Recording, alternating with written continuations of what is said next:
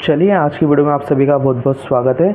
आज हम देखने वाले हैं क्लास 12 ज्योग्राफी चैप्टर सेकंड विश्व जनसंख्या वितरण एवं घनत्व वृद्धि। ठीक है, विश्व जनसंख्या वितरण घनत्व वृद्धि। तो देखिए फर्स्ट चैप्टर हमने पूरा कंप्लीट करवा दिया है। अगर आपने फर्स्ट चैप्टर नहीं देखा तो उसकी प्लेलिस्ट हमारे यूट्यूब चैनल पर बनी हुई है, तो आप बिल्कुल वहां जाके उसको देख सकते हो। बिल्कुल सीक्वेंस वाइज, बिल्कुल टॉपिक वाइज, एक भी टॉपिक उसमें से नहीं छूटा है और प्रश्न इसी नोट्स में से आने की पूरी गारंटी है। और आप हमारा टेलीग्राम चैनल भी ज्वाइन करके रखें, वहाँ पे आपको चैप्टर की वीडियो का अंत में वहाँ पे नोट्स डाल दिए जाते हैं। तो आप चैनल को सब्सक्राइब करें, टेलीग्राम चैनल को भी ज्वाइन करके रखें। देखिए फर्स्ट टॉपिक है इसमें जनसंख्या कि किसी क्षेत्र विशेष में निवास करने वाले लोगों की कुल संख्या को भी जनसंख्या कहा जाता है। भाई किसी क्षेत्र विशेष में निवास करने वाले मतलब कि वहाँ पे रहने वाले लोगों की कुल संख्या को ही क्या कहते हैं, जनसंख्या कहा जाता है। ठीक है, जिस प्रकार से कभी 1 किलोमीटर में या किसी एक नगर में विशिष्ट में लाखों व्यक्ति रह रहे हैं, तो वो उस लाखों व्यक्तियों की पूरी टोटल संख्या क्या कहलाएगी, जनसंख्या कहलाएगी। जनसंख्या मतलब कि व्यक्तियों की संख्या क्या कहलाएगी, जनसंख्या कहलाएगी। किसी क्षेत्र विशेष में निवास मतलब कि रहने वाले व्यक्तियों की संख्या जनसंख्या कहलाती है कुल। किसी भी देश या प्रदेश का वास्तविक धन उस प्रदेश या उस देश या प्रदेश की जनसंख्या होती है, क्योंकि देश की नीतियों का निर्धारण, संसाधनों का निर्माण एवं संसाधनों का उपयोग उसी जनसंख्या द्वारा किया जाता है। उसी जनसंख्या के द्वारा किया जाता है। यहाँ पे द्वारा किया जाएगा। भाई किसी भी नीति को अपन ने लागू किया या सरकार द्वारा नीति लागू होती है, वो किसके द्वारा अप्लाई होती है, वो फिर जनसंख्या के द्वारा ही उसको क्या किया जाता है, अप्लाई किया जाता है। फिर ज़्यादा जनसंख्या है तो उसको नीति को ज़्यादा से अपनाया जाता है। संसाधनों का निर्माण भी जनसंख्या द्वारा होता है और संसाधनों का उपयोग भी क्या करती है, जनसंख्या द्वारा ही किया जाता है। अतः किसी भी देश की पहचान वहाँ निवास करने वाले लोगों की जनसंख्या से ही होती है। क्वेश्चन है कि हम किस प्रकार स्पष्ट कर सकते हैं कि विश्व में जनसंख्या की स्थिति एवं वितरण असमान है।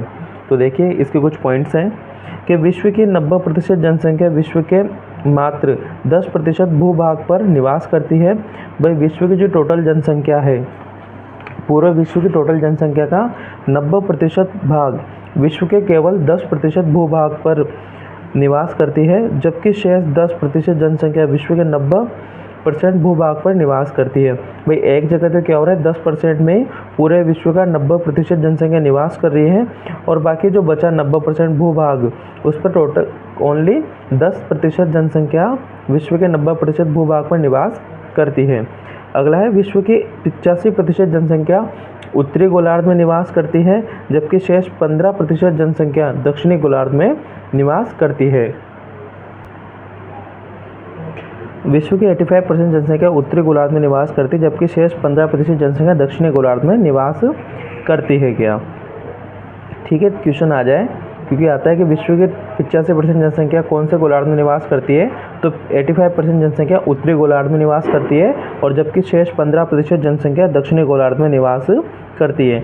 विश्व की सर्वाधिक 60% से अधिक जनसंख्या एशिया महाद्वीप में निवास करती है। किस में निवास करती है, एशिया महाद्वीप में निवास करती है, जबकि विश्व न्यूनतम 0.5% जनसंख्या ओशियन में निवास करती है। जनसंख्या कहाँ निवास करती है, ओशियन में निवास करती है। वह सर्वाधिक कहाँ पे करती है, सर्वाधिक करती है एशिया महाद्वीप में, और सबसे कम कहाँ पे करती है कि भाई 0.5% जनसंख्या ओशियन में निवास करती है। अगला पॉइंट है विश्व की सर्वाधिक 60% जनसंख्या विश्व के मात्र 10 देशों में निवास करती है। कितने में, 10 देशों में निवास करती है, तथा इन सर्वाधिक जनसंख्या वाले देशों में से 6 देश किसके, एशिया महाद्वीप में स्थित हैं। भाई विश्व की सर्वाधिक 60% जनसंख्या विश्व के मात्र 10 देशों में निवास करती है, टोटल 10 देशों में निवास करती है, तथा इन सर्वाधिक जनसंख्या वाले देशों में से 6 देश एशिया महाद्वीप में स्थित है, जिसमें एक भारत भी है। विश्व के सर्वाधिक जनसंख्या वाले देश, तो देखिए फर्स्ट पे चीन है। हालांकि अभी आंकड़े चेंज हो चुके हैं कि अभी फर्स्ट पे अपने भारत आ चुका है, तो बुक के अकॉर्डिंग अपन को चलना पड़ेगा कि भाई फर्स्ट में क्या है, चीन है, फिर सेकंड में क्या है, जनसंख्या में भारत है, फिर संयुक्त राज्य अमेरिका है, फिर इंडोनेशिया है, अगला है ब्राज़ील, फिर पाकिस्तान, नाइजीरिया, बांग्लादेश, रूस और जापान। ठीक है। विश्व के सर्वाधिक जनसंख्या वाले देशों में चीन, Bharat, America, Indonesia, Brazil, Pakistan, Nigeria, Bangladesh, रूस और जापान है। ये बिल्कुल क्रम वाइज हम आपको बता रहे हैं। एशिया महाद्वीप के सर्वाधिक जनसंख्या वाले देश हैं, तो एशिया महाद्वीप में चीन सबसे फर्स्ट है, ये बुक के अकॉर्डिंग के आंकड़े हैं। फिर भारत है, फिर इंडोनेशिया है, फिर पाकिस्तान, बांग्लादेश और जापान। तो देखिए अभी जस्ट हमने कहा था कि अभी विश्व की 60% जनसंख्या टोटल 10 देशों में निवास करती है, तो वो 10 देश ये थे। और उन 10 देशों में भी 6 देश कहाँ के थे? एशिया महाद्वीप के थे, तो वो 6 ये रह गया।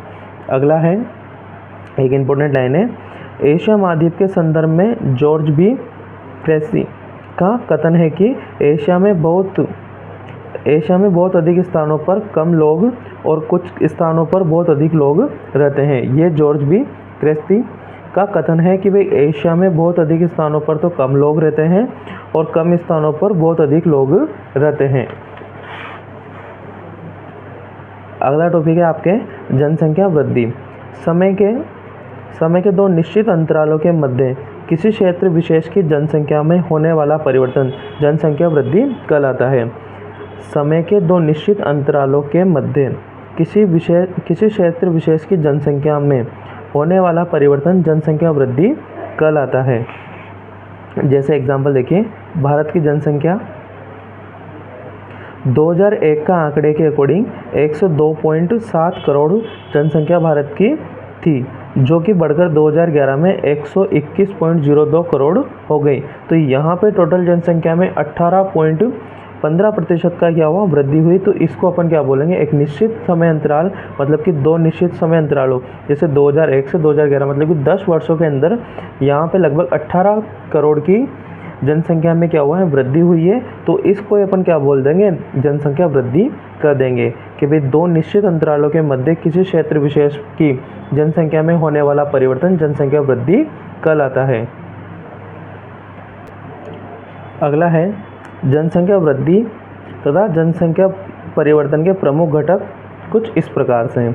तो पहला है जन्म, मृत्यु और प्रवास या आप्रवास या उत्प्रवास भी इसको अपन बोलते हैं।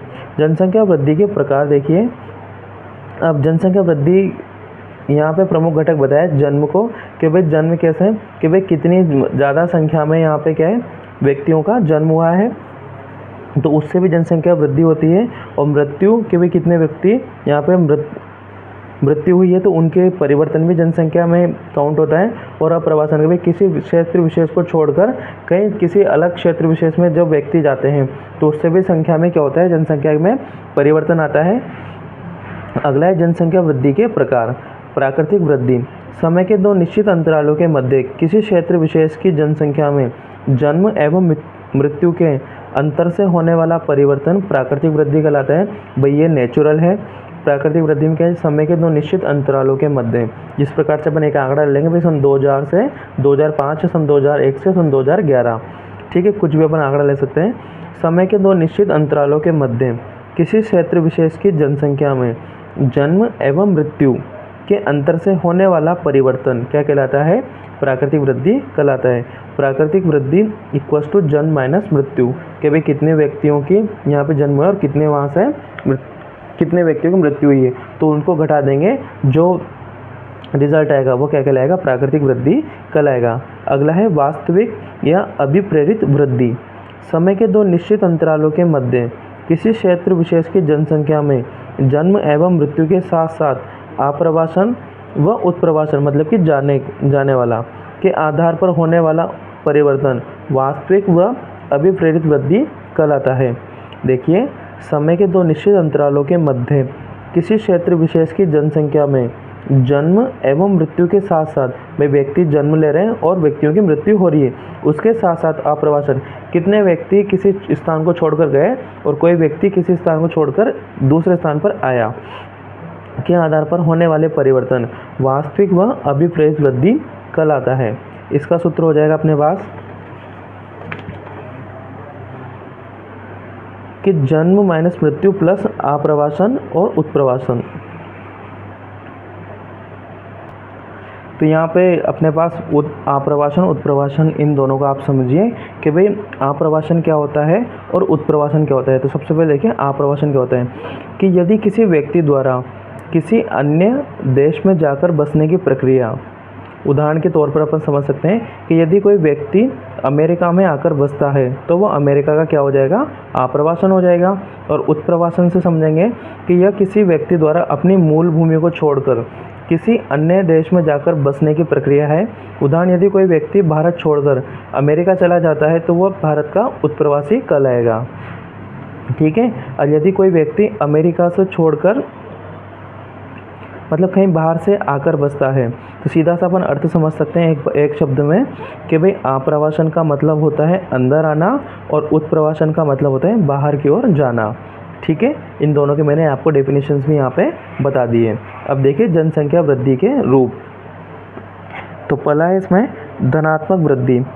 समय के दो निश्चित अंतरालों के मध्य जब किसी क्षेत्र विशेष में जनसंख्या में जन्म दर मृत्यु दर से अधिक हो, समय के दो निश्चित अंतरालों में के मध्य जब किसी क्षेत्र विशेष की जनसंख्या में जन्म दर मृत्यु दर से अधिक हो, मतलब कि क्या है, जन्म लेने वाले व्यक्तियों की संख्या अधिक हो और मृत्यु होने वाले व्यक्तियों की संख्या कम हो, या आप्रवास या उत्प्रवास की तुलना में अधिक हो, मतलब कि आने वाले व्यक्तियों की संख्या अधिक हो और जाने वाले व्यक्तियों की संख्या कम हो की तुलना अधिक हो तो जनसंख्या में धनात्मक परिवर्तन होता है। ठीक है। कि भाई समय के दो निश्चित अंतरालों के मध्य जब किसी क्षेत्र विशेष की जनसंख्या में जन्म दर मतलब कि पैदा होने वाले व्यक्तियों की संख्या ज़्यादा है और मरने वाले व्यक्तियों की संख्या कम हो तथा आप्रवास मतलब कि बाहर से आने वाले व्यक्तियों की संख्या अधिक हो तथा किसी क्षेत्र विशेष से जाने वाले व्यक्तियों की संख्या कम हो की तुलना में अधिक हो तो जनसंख्या में क्या होता है, धनात्मक परिवर्तन होता है। आई होप ये टॉपिक आपको अच्छे से समझ में आ रहे होंगे।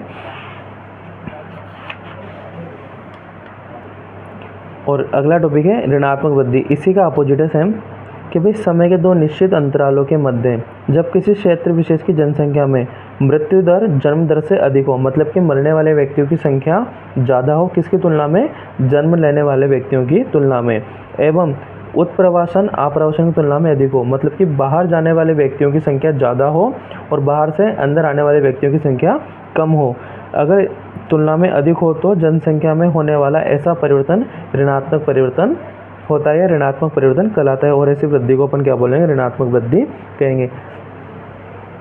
अगर आपको किसी भी टॉपिक में कोई भी प्रॉब्लम हो समझाने के बाद भी तो आप कमेंट कर दीजिए, उसका सोल्यूशन भी हम आपको बता देंगे, दे देंगे।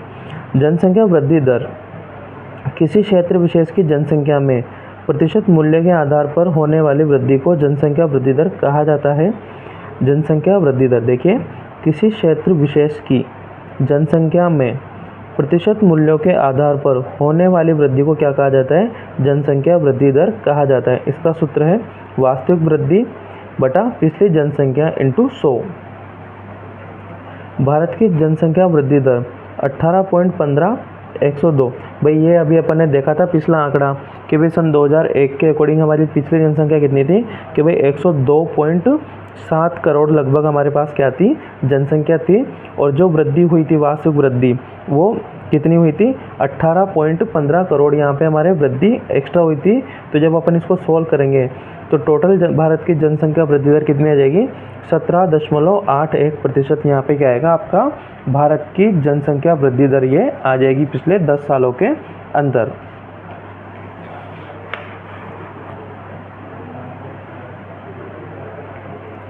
अगला है अशोधित जन्म दर, इसको अपन CBR भी बोलते हैं। समय के दो निश्चित अंतरालों के मध्य प्रति 1000 स्त्रियों द्वारा जन्म जीवित बच्चों की संख्या को अशोधित जन्म दर के रूप में व्यक्त किया जाता है। समय के दो निश्चित अंतरालों के मध्य प्रति 1000 स्त्रियों के द्वारा, किसके द्वारा, स्त्रियों द्वारा जन्म जीवित बच्चों की संख्या को अशोधित जन्म दर के रूप में व्यक्त किया जाता है। CBR इक्वल टू इसका फॉर्मूला हो जाएगा अपने पास कि भाई किसी वर्ष विशेष में जीवित जन्म बच्चों की संख्या बटा किसी वर्ष विशेष की मध्य की जनसंख्या इंटू 1000। इससे क्या निकल जाएगा आपका CBR यहाँ से निकल जाएगा क्या। अगला है अशोधित मृत्यु दर CDR। समय के 2 निश्चित अंतरालों के मध्य प्रति 1000 जनसंख्या पर मृतकों की दर को अशोधित मृत्यु दर के रूप में व्यक्त किया जाता है। समय के 2 निश्चित अंतरालों के मध्य प्रति 1000 जनसंख्या पर, किस पर, प्रति 1000 जनसंख्या पर मृतकों की दर को अशोधित मृत्यु दर के रूप में व्यक्त किया जाता है। इसको अपन CDR भी कहते हैं। इसका फॉर्मूला देखिए CDR किसी वर्ष विशेष में मृतकों की संख्या बटा किसी वर्ष विशेष की मध्य की जनसंख्या इंटू 1000। इससे क्या निकल जाएगा आपका CDR निकल जाएगा, मतलब कि अशोधित मृत्यु दर यहाँ पे निकल जाएगी क्या। अगला है जनसंख्या वितरण। भूपृष्ठ पर जनसंख्या के स्थानिक फैलाव या वितरण को ही जनसंख्या वितरण कहा जाता है। अगला है जनसंख्या वितरण। इसको देखिए, भूपृष्ठ पर जनसंख्या के स्थानिक फैलाव या वितरण को ही जनसंख्या वितरण कहा जाता है। जनसंख्या घनत्व या जनघनत्व देखिए, भूमि के प्रति इकाई वर्ग किलोमीटर क्षेत्र में निवास करने वाले लोगों की संख्या या जनसंख्या के अनुपात को जनसंख्या घनत्व या जनघनत्व कहा जाता है। भूमि के प्रति इकाई वर्ग किलोमीटर क्षेत्र में निवास करने वाले लोगों की संख्या या जनसंख्या के अनुपात को जनसंख्या घनत्व कहा जाता है। सीधा सा आप लिख सकते हो कि भाई किसी भूमि में या किसी क्षेत्र में एक वर्ग किलोमीटर में निवास करने वाले लोगों की संख्या क्या कहलाती है, जनसंख्या घनत्व कहलाती है। जनसंख्या घनत्व बराबर हो जाएगा कुल जनसंख्या बटा कुल क्षेत्रफल। ठीक है भाई, क्षेत्रफल में किसी क्षेत्रफल में रहने वाली जनसंख्या क्या कहलाती है, उसका जनसंख्या घनत्व कहलाती है। एग्जाम्पल देखिए, किसी का प्रदेश की कुल जनसंख्या 1,50,000 है, जबकि उसी का प्रदेश का कुल क्षेत्रफल 100 किलोमीटर है, तो वहाँ का जनघनत्व क्या होगा। तो आप बिल्कुल सूत्र से निकाल सकते हो। तो ये हमारे पास जनसंख्या घनत्व निकालने का सूत्र रहेगा कि भाई कुल जनसंख्या बटा कुल क्षेत्रफल। तो कुल जनसंख्या कितनी है अपने पास कि भाई 1,50,000 है, ठीक है, और कुल क्षेत्रफल कितना है, 100 किलोमीटर है। तो यहाँ से 2 जीरो कट जाएगी, तो अपने आंसर क्या आ जाएगा, 1500 व्यक्ति प्रति वर्ग किलोमीटर आंसर अपना आ जाएगा कि भाई वर्ग किलोमीटर। ठीक है, कि 1500 व्यक्ति प्रति वर्ग किलोमीटर अपने पास आ जाएगा, मतलब कि एक वर्ग किलोमीटर में 1500 व्यक्ति क्या कर रहे हैं, वहाँ पे निवास कर रहे हैं। तो 100 किलोमीटर का आंकड़ा है अपने पास। तो इस प्रकार से जनसंख्या घनत्व को निकाला जाता है। तो इस वीडियो में इतना ही। बाकी नेक्स्ट वीडियो में अगली वीडियो में हम पढ़ने वाले हैं जनसंख्या घनत्व व वितरण को प्रभावित करने वाले कारक। तो आप वीडियो को ज़्यादा से ज़्यादा शेयर कीजिए और वीडियो को पूरा विजिट कीजिए और अपने दोस्तों को भी यहाँ पे शेयर कीजिए। हमारा उद्देश्य आपकी बोर्ड्स एग्ज़ाम में आपको अच्छे से अच्छे मार्क्स दिलाना है। नोट्स हमने बिल्कुल सिक्योर तरीके से यहाँ पे प्रॉपर टॉपिक वाइज हमने बना रखे हैं। आप इन नोट्स पे पूरा विश्वास रखें, आपका 1 नंबर भी यहाँ से नहीं कटेगा क्या। और हम आपके लिए टेस्ट सीरीज़ वगैरह सब चीज़ें अवेलेबल करवा देंगे क्या। तो आप चैनल को ज़्यादा से ज़्यादा शेयर करें और ज़्यादा से ज़्यादा सब्सक्राइब करें क्या। तब तक के लिए धन्यवाद।